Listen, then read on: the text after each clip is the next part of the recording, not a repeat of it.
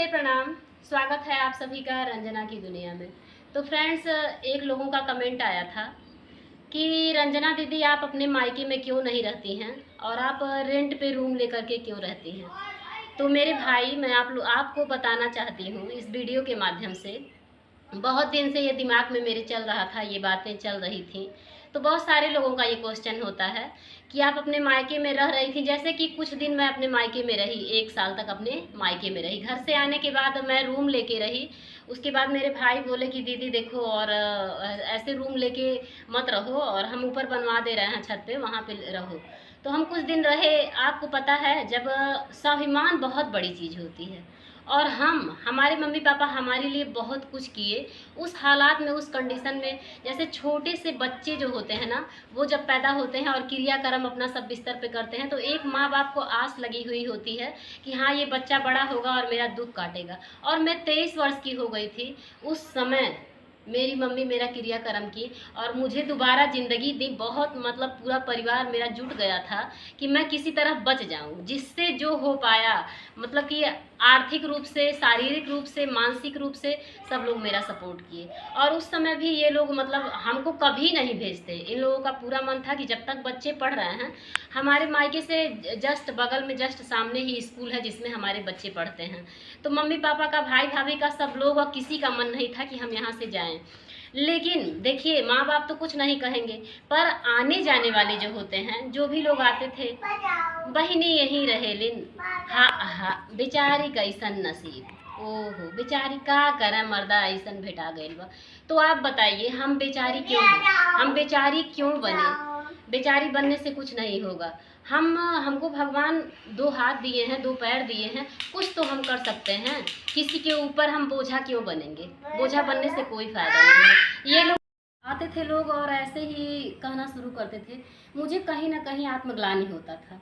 और अपने स्वाभिमान के लिए मैं, मतलब ऐसा नहीं है कि डायरेक्ट निकल गई, यहाँ से चली गई और रेंट पे जाके रहने लगी।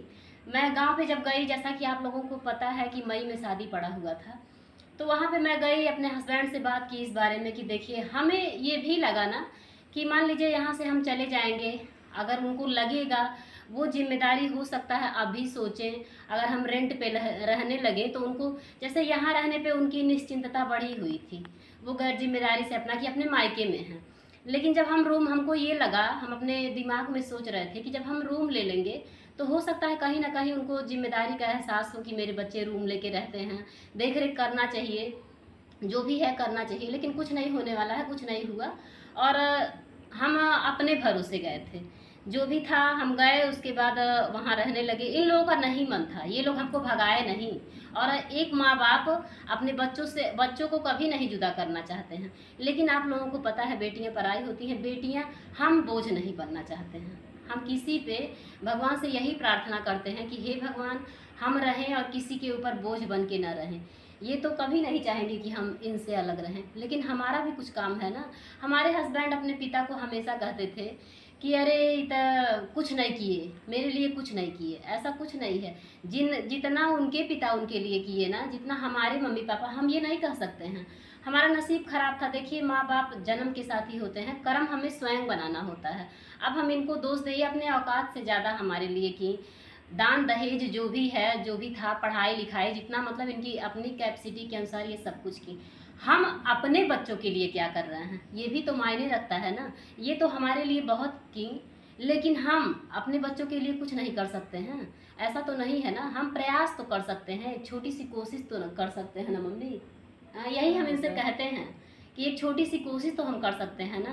अब हम इनके भरोसे थे, अब इनके भरोसे हमारे भी बच्चे रहें, ये हमसे डायरेक्ट नहीं बोलेंगी।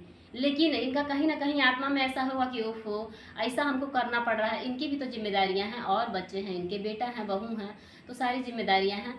आज पूरा परिवार बहुत अच्छा है, कल को अपने भी बोल सकते हैं।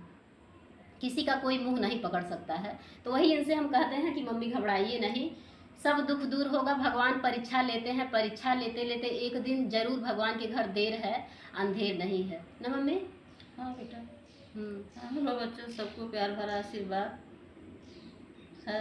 ये जितना सोच गए, इनका क्षमता था, लेकिन हमारे ख्याल से बच्चे कभी बोझ नहीं होते हैं, बच्चे कभी भारी नहीं लगते हैं। हम तो इनके भी गुस्सा हो गए थे कि कहाँ जा रही है बिना मतलब की। घर खाली पड़ा हुआ है, यहाँ रहे, बच्चे नज़दीक रहे, हमारे देख रहे, लेकिन नहीं, अपना जिद कर ली, चली गई। नहीं, हमारा स्वाभिमान है, सब कुछ है, तो अपना चली गई। ठीक है, हमारा आशीर्वाद है, वहाँ भी खुश रहें। ये तो सही है कि लड़कियों को 10 ठो बहू आदमी रख सकता है, एक लड़की नहीं रह सकता है, दुनिया का परंपरा है। लेकिन ऐसा भी नहीं है कि आदमी 2-4 साल, हम तो सोचे थे कि इंटर तक स्कूल है, इंटर तक बच्चे यहाँ पढ़ लेंगे, उसके बाद थोड़ा बच्चे बड़े हो जाएंगे, बालिग हो जाएंगे, उनका अपना सोचने का तरीका अलग हो जाएगा, चली जाएंगी। लेकिन इनको पता नहीं किस बात का ठेस लगा, कि मेहमान लोग का लगा, कि पटीदार लोग का लगा, किस बात को उनके मोहल्ले वालों का लगा, ये अपना चली गए। लेकिन हमारा आशीर्वाद है कि अपना फूले फलें, अच्छे से रहें, अपना बच्चे इनके अच्छे से रहें। अब क्या किया जाएगा, जो है माँ बाप का तो यही है कि बच्चे सुखी रहें। हम वही चीज़ है कि हम एक कोशिश के कारण, और जैसे लोग कहते हैं कि मतलब आती जाती हैं तो नज़दीक है। हम ऐसा नहीं है कि बहुत ज़्यादा अपने मम्मी से, अपने परिवार से, अपने मायके से, देखिए जो भी हैं ये लोग, ससुराल का तो कोई पूछने नहीं आता है। हम मर रहे हैं कि हम जी रहे हैं, ससुराल वालों से बिल्कुल कोई मतलब नहीं है। लेकिन अगर हम इन लोगों से भी दूरी बना लेंगे तो हमारे बच्चे अभी छोटे हैं, तो इसलिए हम नज़दीक में ही, मतलब ये जान लीजिए कि यहाँ से मम्मी के घर से हमारा रूम जो है वो मात्र बस 10 मिनट का रास्ता होगा। अगर धीरे धीरे चलेंगे तो 10 मिनट का, नहीं तो हम अपने पैर से आते हैं तो 5 मिनट में हम पहुँच जाते हैं मम्मी के वहाँ। तो ऐसा मतलब न, बहुत देखिए कहा गया है कि बहुत ज़्यादा जब मिठाई होता है ना तो वहाँ कीड़ा पड़ता है, तो इसलिए हम थोड़ा सा दूरी बनाए। और ये भी कहीं ना कहीं हमको लग रहा था कि हो सकता है हम रूम ले लें तो उनको जिम्मेदारी का एहसास हो, लेकिन जब से यहाँ से हम गए हैं तब से उनका फ़ोन भी आना, यहाँ रहते थे तो वो 3-4 दिन पे फ़ोन भी आता था, अब तो फ़ोन आना भी बंद हो गया है। खैर कोई नहीं, हम गोरखपुर में आए तो अपने बल पे आए थे, अपने शक्ति अनुसार करते हैं जो भी है, भगवान की इच्छा। मुझे ये विश्वास है, प्रभु पे विश्वास है, महादेव पे अपने विश्वास है कि महादेव कभी भी गलत नहीं करेंगे। जो होना था, बहुत ज़्यादा गलत हुआ मेरे साथ, उतना तो हम कल्पना नहीं किए थे, लेकिन आप लोगों का सहयोग और साथ रहेगा तो मित्रों ज़रूर भविष्य हो सकता है उज्जवल हो जाए मेरे बच्चों का। तो ऐसे ही अपना साथ और सहयोग बनाए रखिएगा। और आज की वीडियो आपको कैसे लगी कमेंट में ज़रूर बताइएगा। मिलते हैं आप लोगों से अगले वीडियो में, तब तक आप लोग स्वस्थ रहिएगा, व्यस्त रहिएगा, मस्त रहिएगा, यूँ ही साथ और सहयोग बनाए रखिएगा। धन्यवाद।